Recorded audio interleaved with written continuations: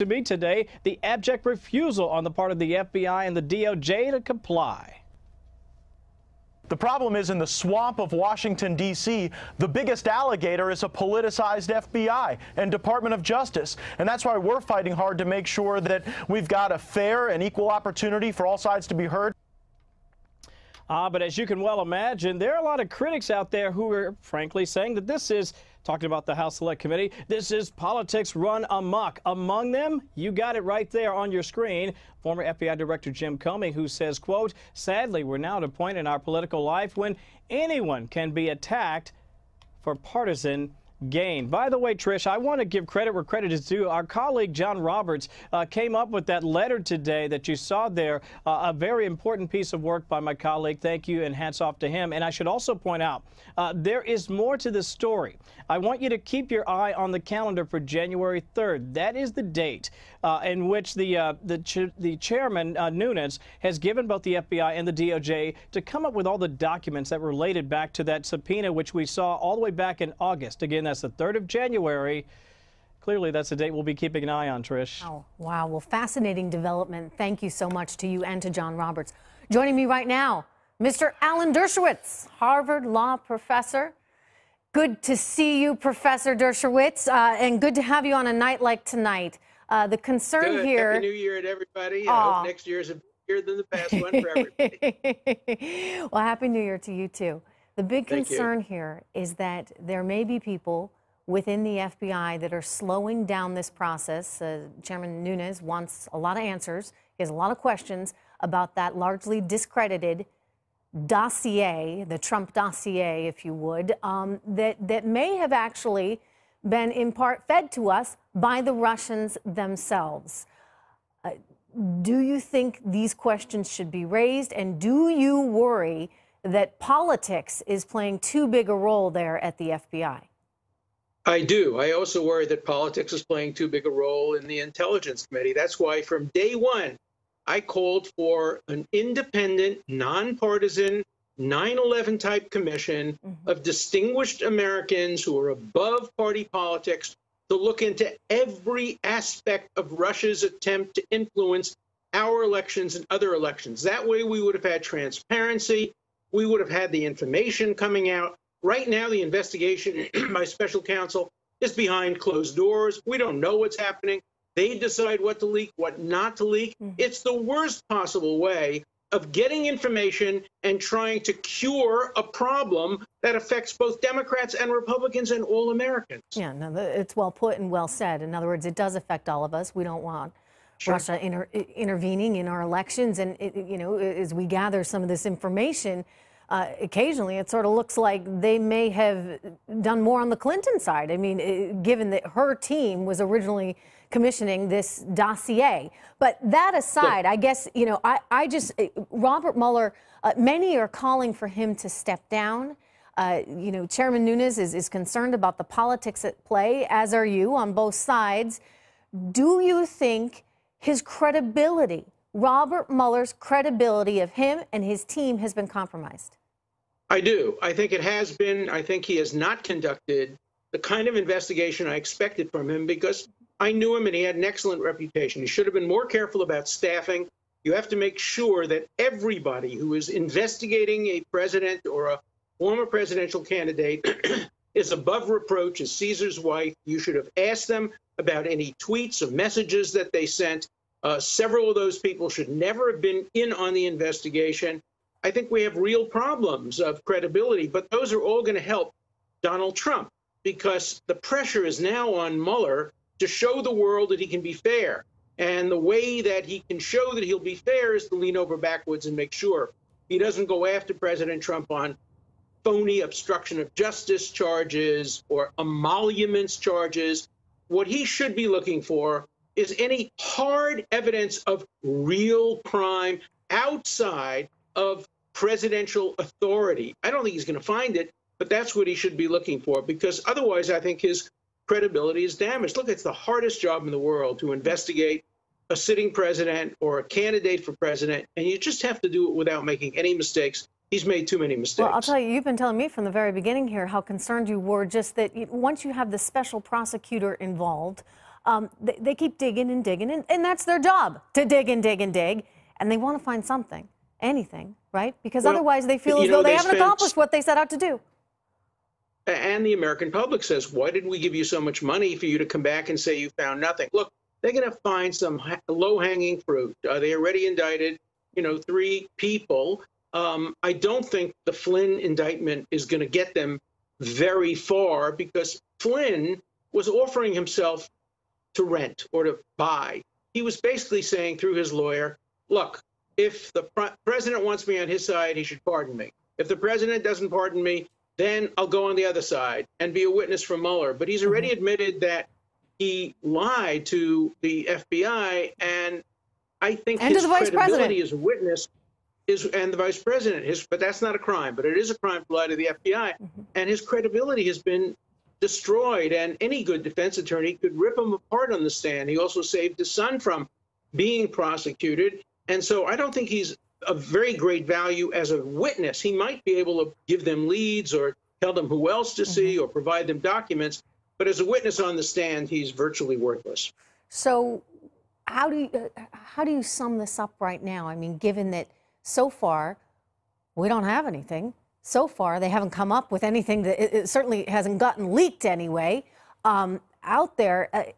Do they need to wrap it up soon for the good of the country? So.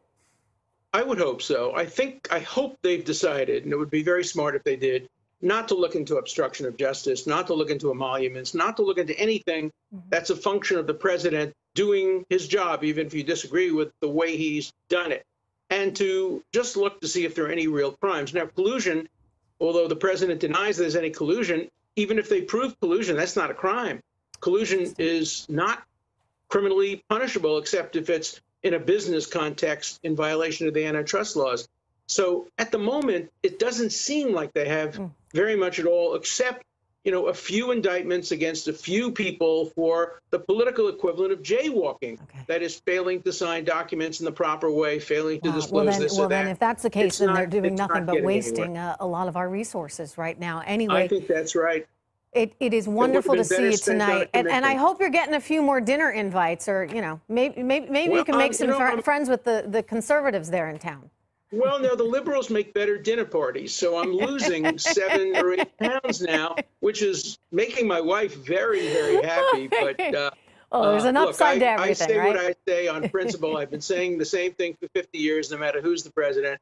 My real friends stand by me. My political opportunist friends condemn me, but I'm going to continue saying what I believe. Well, Alan Dershowitz, we thank you for doing that.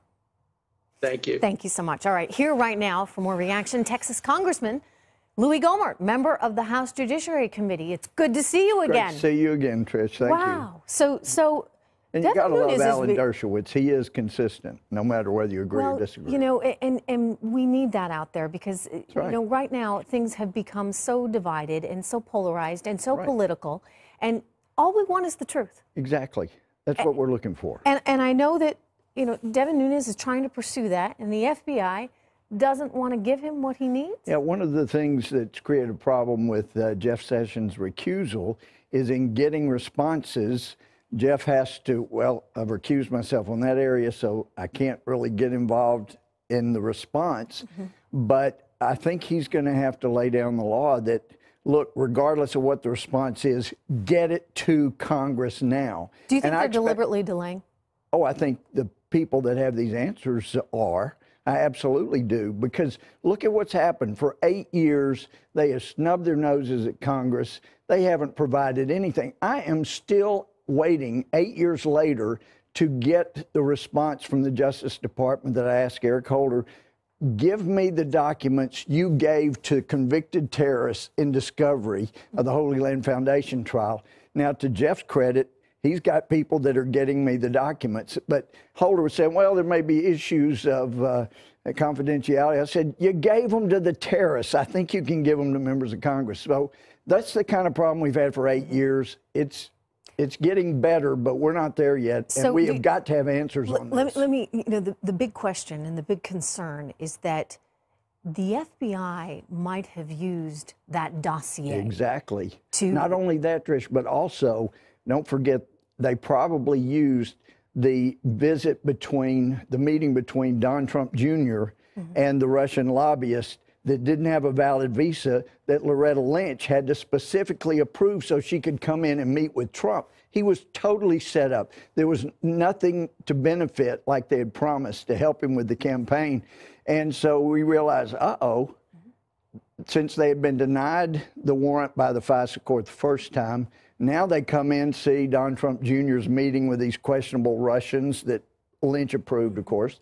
And then you've got this dossier. This is too much. I think they use both, but we got to see. We need the answers to know. Congressman, I'm amazed by that because I got to tell you, this thing was floating out there. Journalists had seen it, organizations had seen it, and nobody published it until, well, BuzzFeed, if you can call them a journalist organization, decided to, because they knew it was tainted. They knew it read like a piece of fiction if you read the whole thing. Yeah. And so any credible person would look at that and say, well, I got to take this one with a grain of salt. But not our FBI? I mean, and again, we don't know that they did that, but I think that's the question. Things that support it, though, like you have a member of the Justice Department that's meeting with Steele that did the Russian dossier. I mean, holy cow, how deep is this?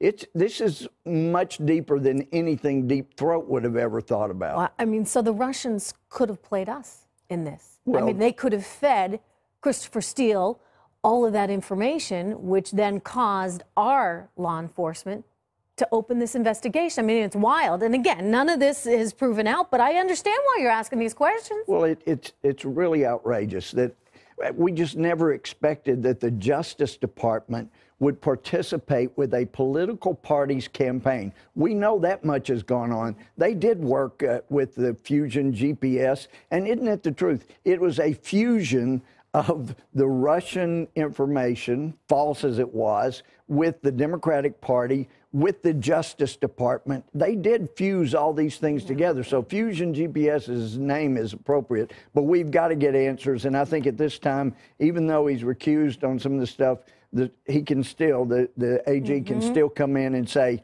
I don't care what the answers are, get them to Congress now. Yeah. Get them out there now. I don't care if it embarrasses you, get them out there now, or you're out the door quicker than the messages are. All right. Well, lots of interesting things to come, I would imagine. We need to get them. Good to see you. It's so good to see you, Trish. Good to have you here in person. Great to be Happy with you. New Year. Happy New Year. All right. Still to come, everyone.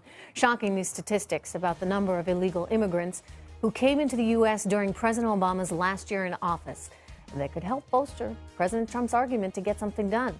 Plus, one major Democratic voice is calling out his own party, saying it's time for new blood, a fresh generation, younger generation of leaders. Ed Henry is here with that surprising story next. I think my generation's got to get the hell out of politics, start coaching, and start moving up this next generation.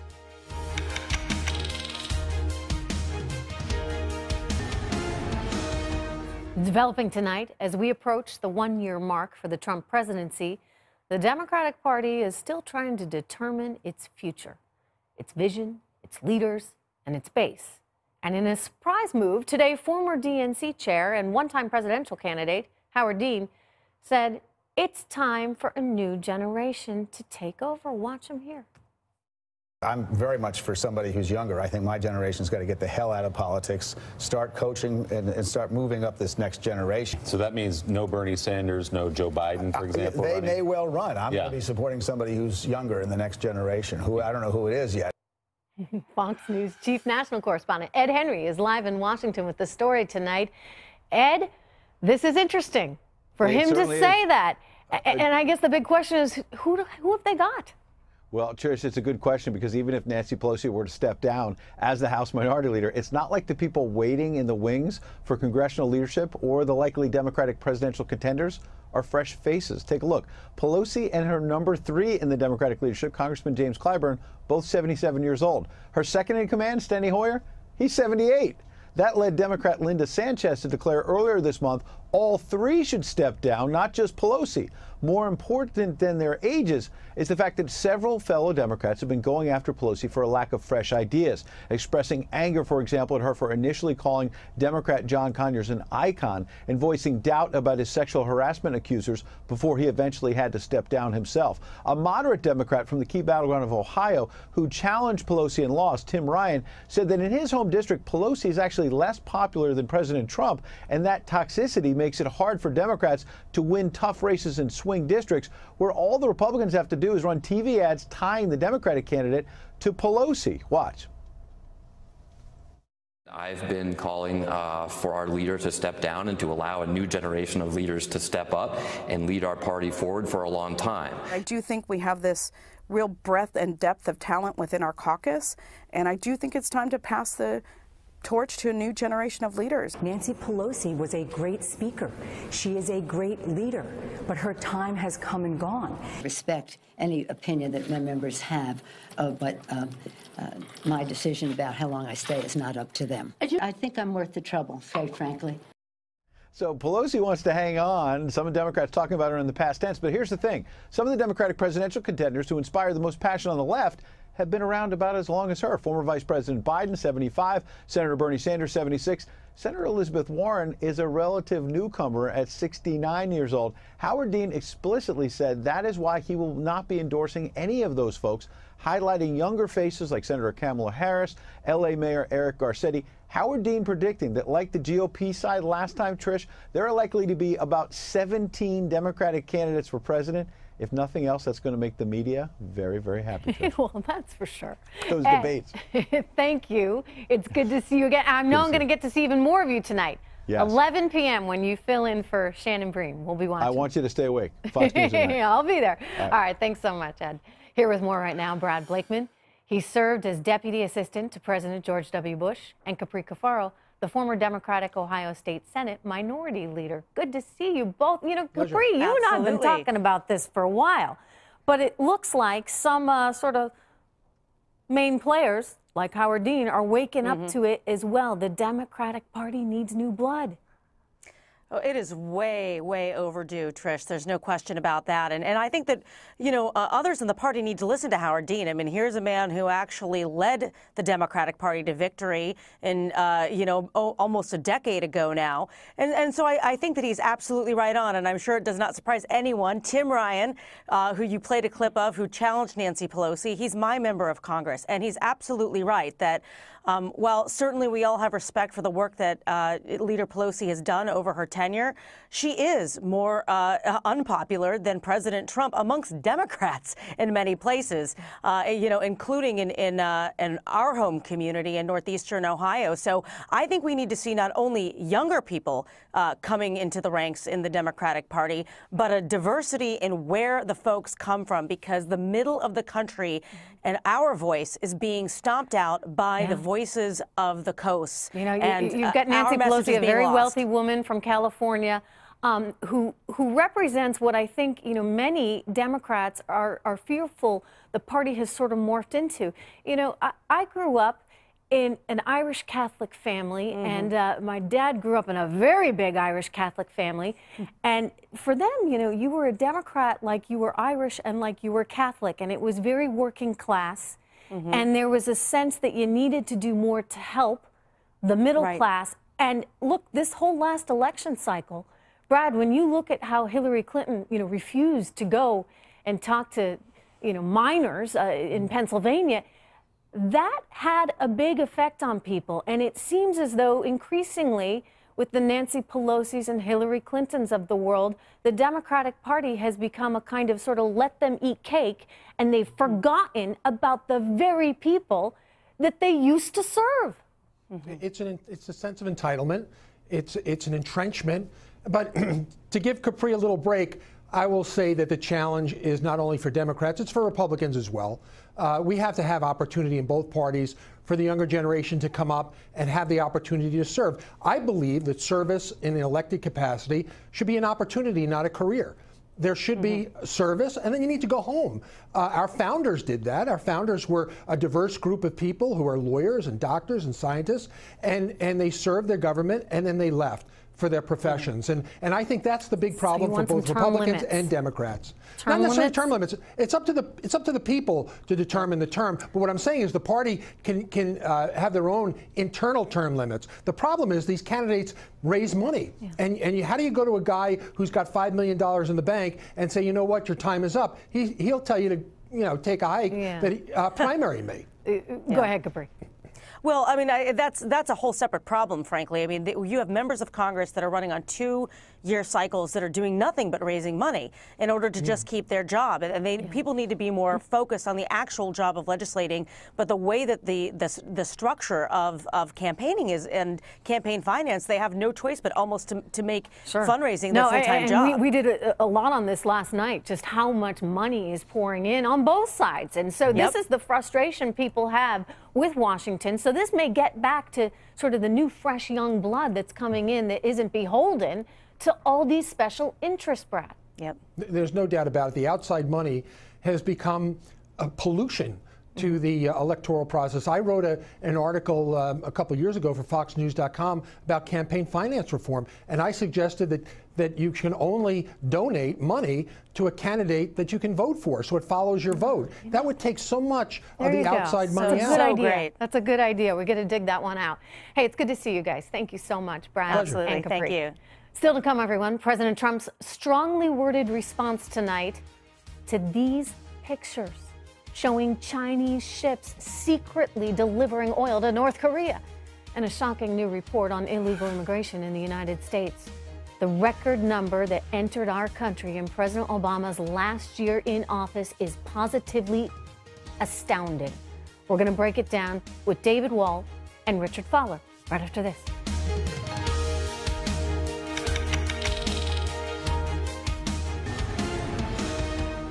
The number of new illegal immigrant families who have crossed the border so far this year already exceeds the entire total from 2015. They are being released by the tens of thousands into our communities with no regard for the impact on public safety or resources. That was then candidate Trump at the Republican National Convention, pushing a cornerstone issue of his presidential campaign. And tonight, new immigration data could play a prominent role in the debate over a system overhaul. William Lejeunesse has that story for us tonight. Well, Trish, those numbers are important because they will help shape the debate in Washington as Democrats push to legalize Dreamers, and the administration hopes to end chain migration, which has been U.S. policy for the last 50 years. So according to a new analysis of census numbers, the U.S. is seeing a surge of new immigrants, 1.8 million likely for 2016, highest in U.S. history, and 53% higher than just 5 years ago. By contrast, President Obama's last year saw more guest workers and foreign students, virtually no interior or worksite enforcement, and no deportations for visa overstays, plus a surge in Central American women and children. Also, for the first time, President Obama allowed spouses of visa holders to work. That encouraged more relatives to join green card holders already here in the U.S. Now, this graph shows where immigrants are coming from. Compared to 2005 to 2015, Mexican immigration is cut in half, from 400 to under 200,000. Central Americans are up 100,000. Asian immigration and immigration from Africa and the Middle East doubles. From Europe, that's about flat. Family immigration has a huge multiplier effect. 70% of all immigrants, according to the White House, in the last decade have entered through family-based visas, and we're seeing the effects of it today. But no one is asking how many immigrants can the schools absorb, how many can the infrastructure support, and what level is optimum to assimilate. No one's looking at the big picture. That's something you'd hope Congress would address in the new year. Trish, back to you. Thank you so much, William. Here now with more, David Wall. He's an attorney and conservative commentator, and Richard Fowler. He's a nationally syndicated radio talk show host and Fox News contributor. So good to have you guys here. David, I'm starting with you. Hey, Trish. You know, it just seems kind of obvious. I'm all for people coming here that want to work hard, that want to contribute, that want to be Americans and be an American. I mean, this is a basic part of immigration, you would think. and yet we've got lottery systems and chain migration, and I don't know if we're putting our best interests first. Am I right? Yeah. Yeah, I mean, it's quite incredible when you think about it, Trish. You know, how about we get a say in who comes into our country, who legally immigrates into our country, and what we do with illegal immigrants. The good news with Mr. Trump, by the way, is we just found out today that the apprehensions of the worst, the MS-13 gang members and other violent gang members, is up 83% over last year. So those are the people Mr. Trump said he was focusing on, and that's precisely what he's doing. The apprehension, the prosecution, and the deportation. Now, DACA's coming up. We all know that in the next 3 to 6 months. Democrats desperately want legal status for up to 800,000 of these immigrants who came here as children.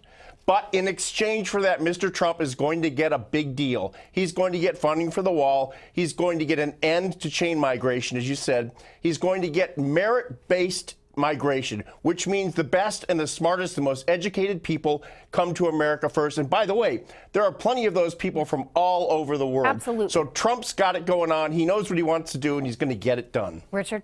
I think it's hard to say what's going to be in this deal. I think it is very true that we will see DACA get done in the new year, and I think that's because Democrats have pushed for it. And the reason why we're having this debate is because the president ended DACA irresponsibly, and so now we're having this conversation. I don't know if we'll end chain migration, and let's remember who chain migration has benefited. Remember, the Trump family came here under chain migration, and so did Melania's family. They also came here under chain migration. So chain migration is a program that has allowed for this country to thrive, right? Because we are a nation of laws, and we can all agree on that. But as you said at the beginning of the segment, Trish, we're also a nation of immigrants, and that's what makes America great. It's because we have all these people that come here with their culture, with their ideals, and they're allowed to open up businesses, create companies, and be part of the American dream. People like Albert Einstein. I hear you, but you know, by the way, David, we're in a different place than we were 100 years ago, or even 60 years ago, for that matter.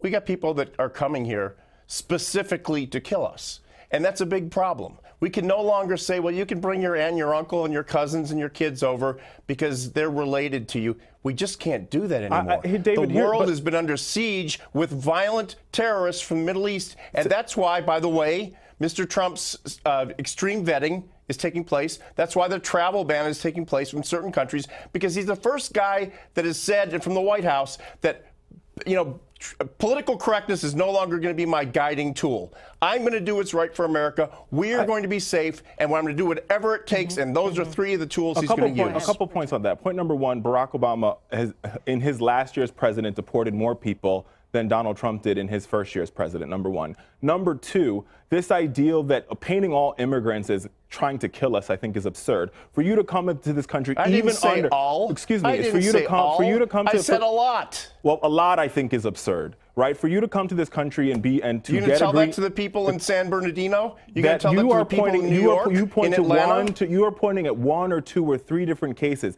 99.9% of the individuals that come to this country, they work really hard. Most of them work 1, 2, 3, 4, 5 jobs to make ends meet for their families, and all they want to do is pursue the American dream. And this ideal that you say a lot paints all these immigrants with a broad brush, and that's wrong. But I think what we're talking about here, Richard, is reforming the system so that those people that are working 3 or 4 jobs and want to embrace everything that's great about this country, so that they can come here.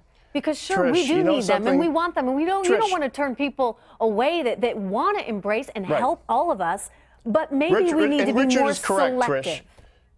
Richard is correct on that issue. And by the way, Democrats who said that Mr. Trump would send ICE out to individual homes and raid them and deport people en masse, obviously he's not doing that because he has deported less people, 50,000 or so, than Barack Obama did last year. He's focusing on the bad guys. But you can't have your cake and eat it too. You can't say that, oh, President Trump is way better on border security, he's way better on immigration, when President Obama was actually better on border security and better immigration than President Trump is. So you can't have your cake and eat it too. Richard. He caught people and released them. He deported more people than Donald Trump did. You know what? But that doesn't even matter at this point. What matters is that we fix this for the future. I agree. So that we do not have people coming here that can't take care of themselves, that can't support themselves, that become a drain on the system. I completely agree. And we don't want people that And we've tried to want fix it over and over again. And once again, Republicans stood in the way. There was immigration reform on the floor 4 years ago, and Republicans blocked it. Well, and it's going to get passed now. We got 3 months to do it. You guys had to change your heart, David?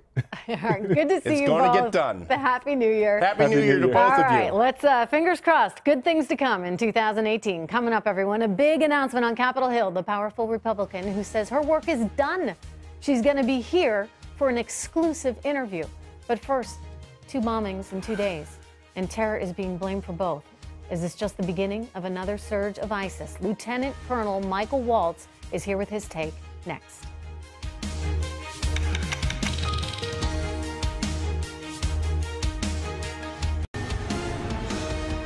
New tonight, terror being blamed for 2 attacks in 2 days, leaving more than 36 dead, sparking new fears of a new rise in ISIS overseas.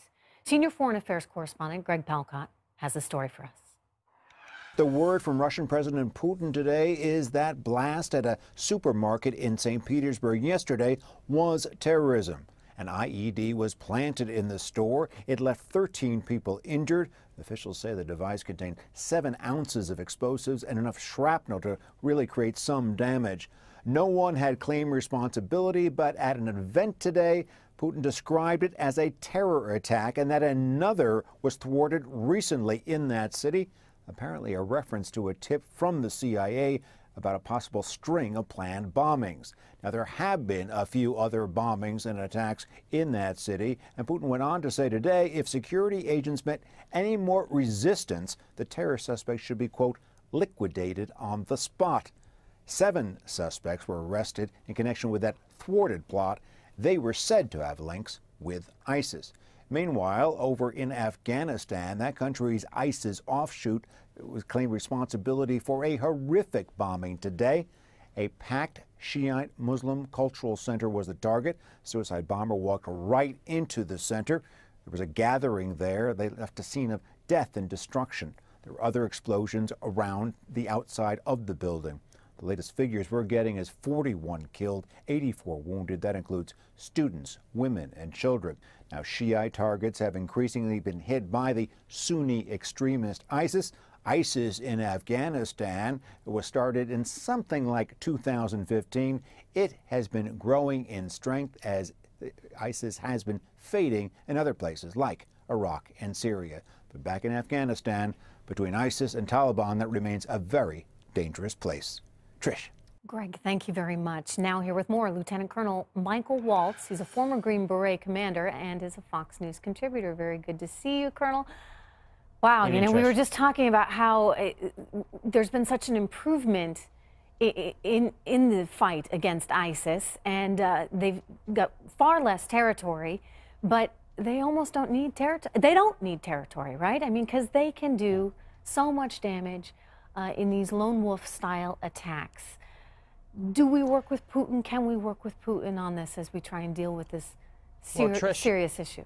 Well, Trish, you know, President Trump is absolutely correct in that ISIS is defeated as a state and as an Islamic state, but it's not defeated as a movement, and certainly Islamic extremism is not defeated as a movement. You know, frankly, I'm surprised that Russia hasn't been on the receiving end of more of these attacks, given that it's sided with the Assad regime in Syria, and its airplanes have literally bombed and strafed the Sunni opposition for years now. So I think, given that Putin just signed a major agreement with the Assad regime, which is aligned with Iran, to expand its presence long-term and permanently in Syria, I think that, we're going to see more of these attacks. In Afghanistan, 20 of the 40 of the world's recognized terrorist groups exist in the Afghanistan-Pakistan border region. And this is why President Trump's decision was so bold and so critical to stay engaged there. Look, either we're going to fight it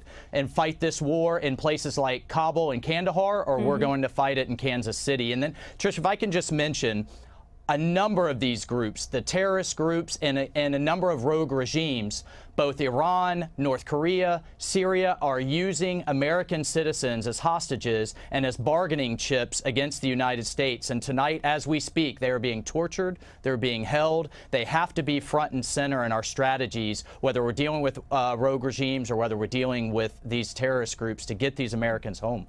You know, you brought up North Korea, and that's increasingly a problem for us. Well, we have new pictures that suggest China is selling oil to North Korea, and this is something the president was not too happy about, especially considering that he had been trying to talk to President Xi and had him at Mar-a-Lago, et cetera. Let me share with you the tweet that he put out today, basically saying that they got caught red-handed, very disappointed that China is allowing oil to go into North Korea. There will never be a friendly solution to the North Korea problem if this continues to happen. So China, Colonel, tells us that they're all on board for the sanctions, and then they go and sell oil to North Korea. So how are we going to trust anything China says in this whole dialogue? Yeah, Trish, for decades now, literally decades, China has agreed publicly that North Korea must denuclearize. They just agreed to another round of UN sanctions, which Nikki Haley deserves credit for getting both the Chinese and Russians on board. But the proof is in the pudding with enforcement. The Chinese, on the one hand, just released customs numbers saying that they've cut off oil and gas, that they've cut off foodstuffs to the North Korean regime, but yet we have this evidence of kind of black market and other nefarious dealings. Look, the Chinese have it on their shoulders to peacefully stop this program before it becomes a menace to the world. And I think the president is right in not rolling the dice that Kim Jong-un is a rational actor and not rolling the dice on an American city and saying, China, you take care of this problem or we will. Okay, so we want him out of there. We do not want a Kim Jong-un run well, to be clear, regime. the policy is not regime change. The policy is Kim Jong-un, China, you can have your puppet government and you can have your surrogate, but we're not going to allow his finger on a nuclear-capable ICBM capable of taking out an American city. And it's worth pointing out that our ground-based missile defense